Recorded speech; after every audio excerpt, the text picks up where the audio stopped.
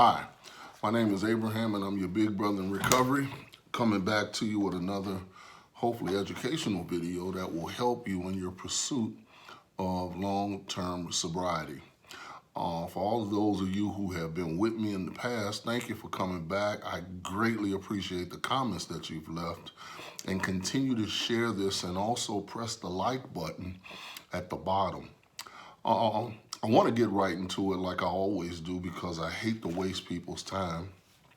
I hope you got a lot out of our last video entitled "Simple Recovery is free, but sobriety is free, but recovery cost." And the whole purpose of that was sobriety is a free gift given by God, but recovery costs, meaning not financially, but it does mean work. You have to put some work into it. Faith without works, plural, is dead, not one time. Here are the steps we took, not the steps that we studied and read. You know, Bill W. said something, quote, and I'm going to say his quote: "Our chief responsibility to the newcomer is to present an adequate presentation or give an adequate presentation of the program." In other words, the best quality explanation that we can possibly give the newcomer so that they can recover as well as like we did, because we do recover. Page 132, second to the last paragraph from the bottom, and have been given the power to help others. Again, my name is Abraham. I'm your big brother in recovery. And basically, I'm a sober person offering newcomer suggestions on recovery because that's all we can give. And that's found on page 164. And if you recall, last week I gave you the disclaimer so nobody will think that I'm trying to be an expert or a guru or any of those other monikers people put in front of their names like Big Book so-and-so and 12 and 12 so-and-so. I'm just plainly Abraham and I'm a member. But the second paragraph on 164 says our book is meant to be suggested only. We realize we know only a little. And I told you, the more I learn, the less I find out I know. You know, I've been watching the news, when I'm in the shower, because we got one of those in the shower. And I've come to find out that there's a new scare out right now that the media is promoting. And I don't get into conspiracy theories, but they're talking about the coronavirus. Prior to that was Ebola and the West Nile. And I'm not saying these things aren't true, but they do cause panic. And from what the CDC says, they are transferred by people. So a person can not only infect you with an illness, but they can impact you with a solution. So that's what I want to talk about today. As you know, I talk more about the solution than the problem because the problem has been solved. Page 17 tells us that. First paragraph, and it says, let me get there. We of Alcoholics Anonymous know thousands of men and women who were once just as hopeless as Bill. So Bill was hopeless, remember? Nearly all have recovered. They have solved the drink problem. I want to talk about something today along the lines of another silent killer that I see approaching in the rooms right now. And it is very undetectable. It's like carbon monoxide. It's there, but you don't know it, and you need some sort of tool to alert you that it is present. Well, that tool is our big book, but I'm going to let you know what that silent killer that's lurking is. You know, I said once before, there are two types of people in recovery: those that are recovering and those that have recovered. And then I said that those two people are either in the category of entertainer or, like myself, educator. But now I have another one for you. Those that are infected with the illness of addiction, and or those of us who have recovered from a seemingly hopeless state of mind and body and are trying to influence and impact people with the solution.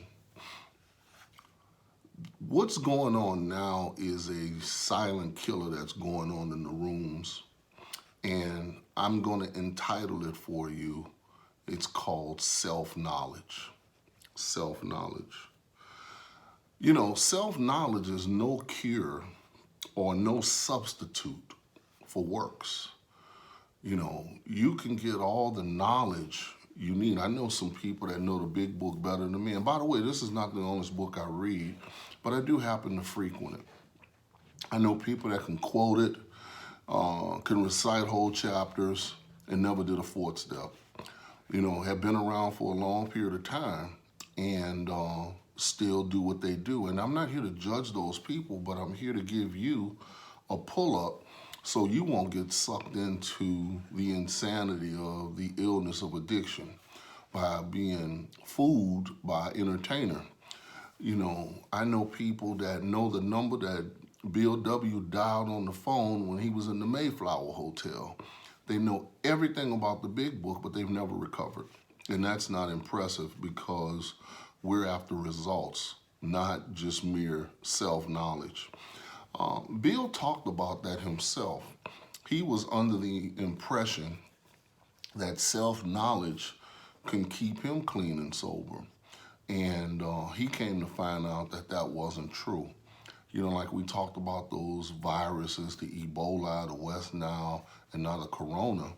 You know, they know people are carrying it, but they're trying to isolate them so they can give them some sort of immunization or something to eradicate that transferable situation. So we don't want the transference of self-knowledge to get you. That's why I'm doing this video. I'm not saying that it's not good to read and study your book, but it is equally as important as taking the steps. You know, have measures avail us relapse. So what I'm gonna do is entitle this video, Self-Knowledge Alone Avail Us Nothing. You can have all the self-knowledge you want. I know people that, and they're good people. I'm not coming down on nobody. They're great people. They do excellent big book studies. They do excellent 12 and 12 studies, but they've never, ever taken the steps. And that's sad to me. Let's look at what the big book has to say. Let's go to page 7. Let's look at Bill's story. Let's see what Bill said. If you look at the second paragraph in Bill's story, Bill says, it relieved him somewhat to learn that in alcoholics, the will is amazingly weakened when it comes to combating liquor. Though it often remains strong in other respects, my incredible behavior in the face of a desperate desire to stop was explained. Dr. Silkworth explained it to him. Understanding myself now, I fared forth in high hope for 3 or 4 months. The goose hung high. He was dry for 3 or 4 months, or clean. I went to town regularly and even made a little money. He did some work. Surely this was the answer, self-knowledge. You remember our title, Self-Knowledge Alone Avail Us Nothing? Look what he says next. But it was not, for the frightful day came when I drank once more. I want to show you something consistent throughout this book that I found. I just want to get you on guard about this because, yes, it's good to read. Yes, it's good to study. Yes, historians are great. But at the end of the day, I need a spiritual experience along with my self-knowledge because guess what? The only thing that's going to relieve me of the illness of my addiction is a spiritual awakening as a result of taking these steps. I want to introduce you now to a certain American businessman. We just found out what Bill said. But let's look at, or let's go to, let's see something, page 20, 25, 26. First paragraph. I'm gonna show you a common theme real quickly. Self-knowledge, almost versus spiritual awakening. I'd rather have the spiritual awakening, but I need the self-knowledge, but I don't want to omit the results, the spiritual awakening. So therefore, self-knowledge alone avail us nothing. A certain businessman had ability, good sense, and high character. What great attributes. For years, he had floundered from one sanitarium to another. I see that all the time. People come in and out of treatment. He had consulted the best-known psychiatrist. Then he had gone to Europe, placing himself in the care of a celebrated physician, the psychiatrist Dr. Jung, Dr. Carl Jung. Dr. Carl Jung, in case some of you don't know, was a disciple of Sigmund Freud. And Sigmund Freud discipled not only Dr. Carl Jung, but Dr. Adler, Carl Adler. And Adler agreed with his mentor, Sigmund Freud, that the mind can heal itself. But Dr. Jung broke away from them because he felt that something more powerful than the mind needed to heal the mind. But notice what he did. Who prescribed for him? Though experience had made him skeptical, he finished treatment. Got all his IOP papers, his OP papers, with unusual confidence. His physical and mental condition were unusually good. Above all, he believed he had acquired such a profound knowledge of the inner workings of his mind and its hidden springs that relapse was unthinkable. Wow. Nevertheless, he was drunk in a short time. More baffling, he could give himself no satisfactory explanation for his fall. I know why he felt. Because he knew the problem, but he didn't know the solution, and nor did he take the plan of action. Let's keep reading. So he returned to the doctor, whom he had admired, and asked him point blank why he could not recover. He wished above all things to regain self-control. He seemed quite rational and well-balanced with respect to other problems, yet he had no control whatever over his alcohol. Why was this? I'll tell you why. He suffered from a seemingly hopeless state of mind and body, which comprised of a mental obsession, a physical craving, and that produced an allergic reaction. That is the illness of addiction. He begged the doctor to tell him the whole truth, and he got it. In the doctor's judgment, he was utterly hopeless. Step one. He could never regain his position in society, and he would have to place himself under lock and key or hire a bodyguard if he expected to live long.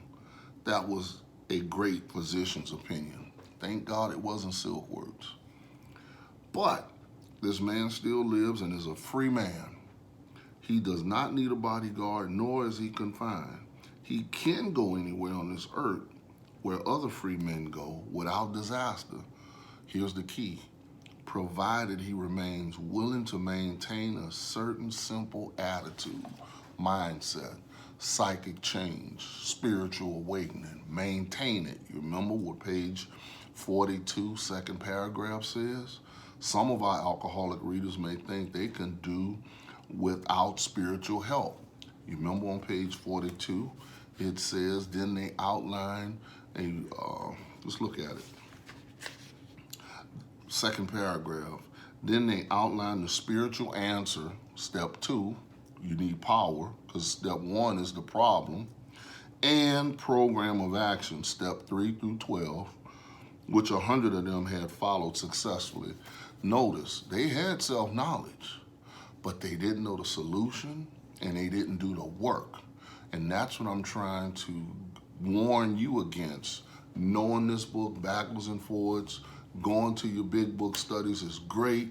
Writing your notes in your book is fine, but you still got to do a 4th and 5th step, and you got to make restitution. And guess what? You have to do step 10, 11, and 12 in order to maintain what you obtain from 1 through 9. So it is consistent work. You must do some work, because what will happen is you'll get so delusional in your mind until you will set up something called pride.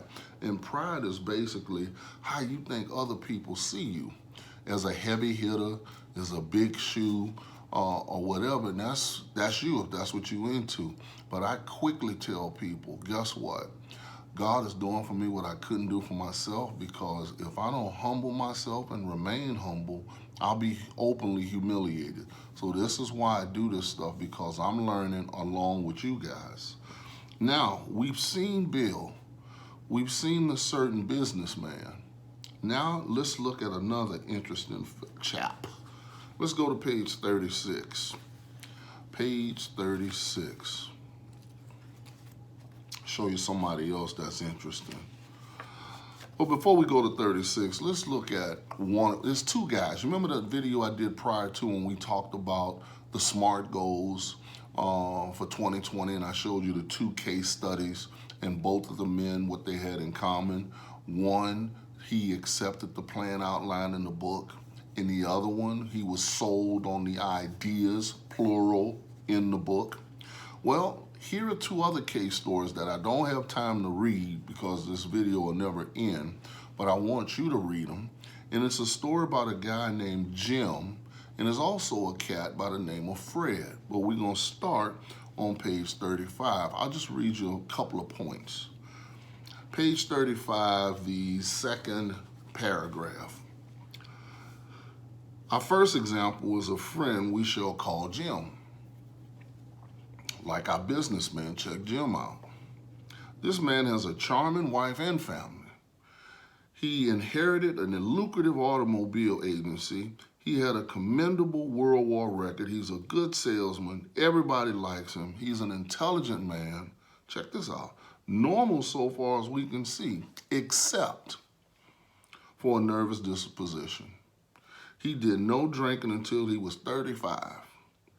In a few years, he became so violent when intoxicated that he had to be committed. Wow, you remember? Insane asylum. On leaving the asylum, he came into contact with us, AA. Watch this. We told him what we knew about alcoholism. You know, we gave him the pointers. And the answer we had found, step 2, he needs power. He made a beginning, sound like he did the first 3 steps. His family was assembled, and he began to work as a salesman for the business he lost through drinking, because he lost his business. All went well for a time, but he failed to enlarge his spiritual life. Sounds like he missed what the people told him on page 85. He knew the big book and everything. He started getting some of the promises, but look what the big book says on page 85, the top paragraph, but the last sentence. This is how we react so long as we keep in spiritual fit condition. That's 10, 11, and 12. It's easy to let up on the spiritual program of action and rest on our laurels like our buddy Jim did. Watch this. What we really have, we are headed for trouble if we do. For alcohol is a subtle foe, cunning, baffling, and powerful. We're not cured of alcoholism. What we really have is a daily reprieve contingent on the maintenance of our spiritual condition. So again, self-knowledge won't do it.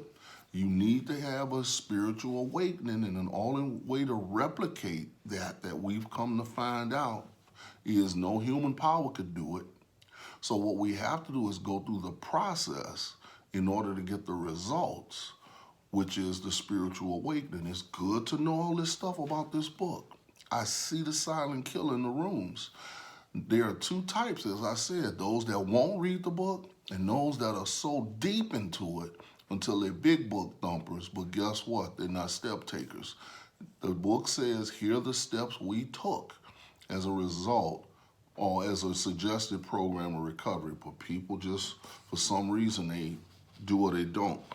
Now, we saw Jim, and if you read from on page 36, you'll see something that's really interesting. Jim decided to mix some whiskey with milk. You already know the story, but read it. And he says something at the bottom paragraph on page 36. Thus started one more journey to the asylum for Jim. Here was the threat of commitment, the loss of family and position, to say nothing of that intense mental and physical suffering which drinking always caused him. The mental obsession, the physical craving. Watch what he says in italicized print. He had much knowledge about himself, self-knowledge. As an alcoholic, made all kind of meetings, all kind of book studies. Yet all reason for not drinking were easily pushed aside in favor of the foolish idea that he could take whiskey if only he mixed it with milk. Whatever the precise definition of the word may be, we call this plain insanity. How can such a lack of proportion of the ability to think straight be called anything else? So the delusion caused him to drink because he wouldn't smash that delusion immediately. And it set up, not only the delusion set it up, but it set it up in his thinking a reservation that he acted on eventually. And if you keep reading through page 38 and 39, you'll see something that's interesting on the bottom of page 38. We're still talking about self-knowledge. Knowing this whole book, reading and regurgitating paragraphs, knowing everything line by line, but never took the steps. Last paragraph. Some of you are thinking, page 38, yes, what you tell us is true, but it doesn't fully apply. Don't see similarities, see differences. We admit we have some of these symptoms, but we have not gone to the extremes you fellows did, nor are we likely to, for we understand ourselves so well after what you have told us that such things cannot happen again. We have not lost everything in life through drinking, and we certainly do not intend to. Wow. Thanks for the information, Abraham. I mean, your videos are good, but I'm not that bad. That may be true of certain non-alcoholic people who, though drinking foolishly and heavy at the present time, are unable to stop or moderate. But their brains and bodies have not been damaged as ours were. Watch this. But the actual or potential alcoholic, with hardly an exception, will be absolutely unable to stop drinking on the basis of self-knowledge. This is a point we wish to emphasize and re-emphasize. I mean, they strongly emphasize the point about this self-knowledge to smash home upon our alcoholic readers, as it has been revealed to us out of bitter experience. Watch this. Let us take another illustration. Now they're talking about old Fred. Fred had a great guy. He was a partner in a well-known accounting firm. His income is good, got a fine home, happily married, and the father of promising children of college age. Got an also attractive personality that he makes friends with everyone. If ever there was a successful businessman, it was Fred. To all appearances, he is a stable, well-balanced individual. Watch this. Yet, he's alcoholic. Uh-oh. We first saw Fred about a year ago in the hospital, where he had gone to recover from a bad case of jitters. That's what he said. It was his first experience of this kind, and he was much ashamed of it. Far from admitting he was alcoholic. Oh, he didn't admit he was powerless. He told himself he came to the hospital to rest his nerves. The doctor intimated strongly that he might be worse than he realized. You know, when you think you're looking good, you're looking bad. For a few days, he was depressed about his condition. He made up his mind to quit drinking altogether. Watch this. It never occurred to him that perhaps he could not do so, in spite of his character and standing. Look at Fred. Fred would not believe himself alcoholic, much less accept a spiritual remedy for his problem, pride. We told him what we knew about alcoholism. He was interested and conceded that he had some of the symptoms. Step one, he conceded to his innermost self that he was alcoholic. That's page 47. No. Page 30, second paragraph. But he was a long way from admitting that he could do nothing about it himself. He was positive that this humiliating experience, plus, here it goes, the knowledge he had acquired will keep him sober the rest of his life. Self-knowledge will fix it. We heard no more of Fred for a while. One day we were told that he was back in the hospital. Self-knowledge, you know, he read it, and I read that before. I know this. Like I told you in one of my videos, the 3 most disempowering words in recovery is I got this.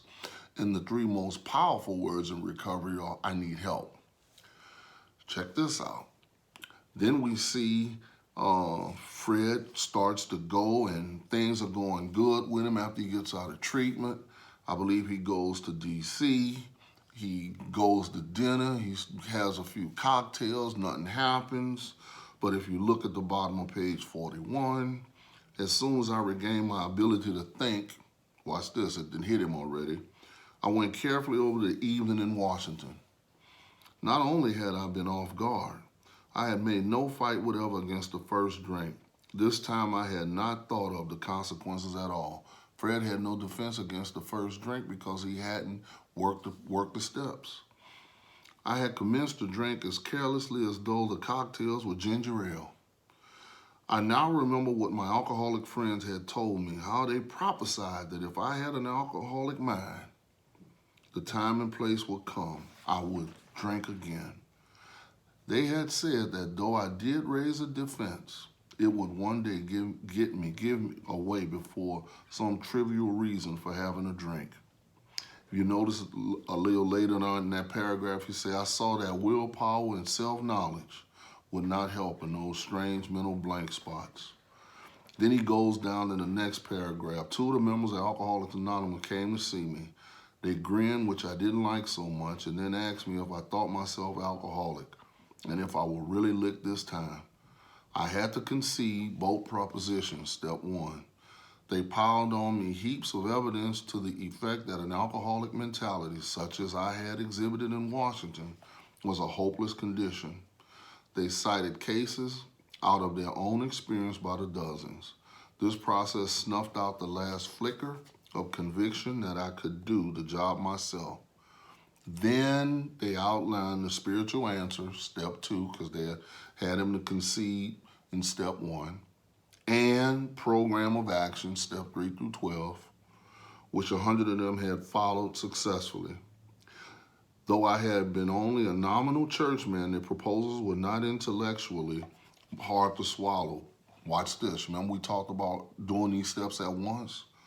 But the program of action, though entirely sensible, was pretty drastic. It meant I would have to throw several lifelong conceptions out of the window. That was not easy, you remember? Simple, but not easy. A price had to be paid, and that price was to reduce self-centeredness. Notice what he said, but the moment I made up my mind to go through with the process, as soon as you want to do it, we can recover. I had the curious feeling that my alcoholic condition was relieved, and as in fact it proved to be. Quite as important was the discovery that spiritual principles will solve all my problems, not self-knowledge, but spiritual principles, spiritual awakening. I have since been brought into a way of living infinitely more satisfying and I hope more useful than the life I lived before. My old manner of life was by no means a bad one, but I would not exchange its best moments for the worst I have now. I would not go back to it even if I could. In other words, Fred's story speaks for itself. I want to leave you with page, what page I'm looking at? Page 59. I want to draw your attention to that again. And I want you to see what it says because it's so profound to me. It says, right above step 1, half measures avail us nothing. In other words, half measures avail us relapse. We stood at the turning point. We asked his protection, meaning God's, and care with complete abandon. Here are the steps we took, not the ones we read about, which are suggested as a program of recovery. I'd like to thank you for tuning in. I hope you got some value out of this, but don't be deceived by the silent killer called self-knowledge.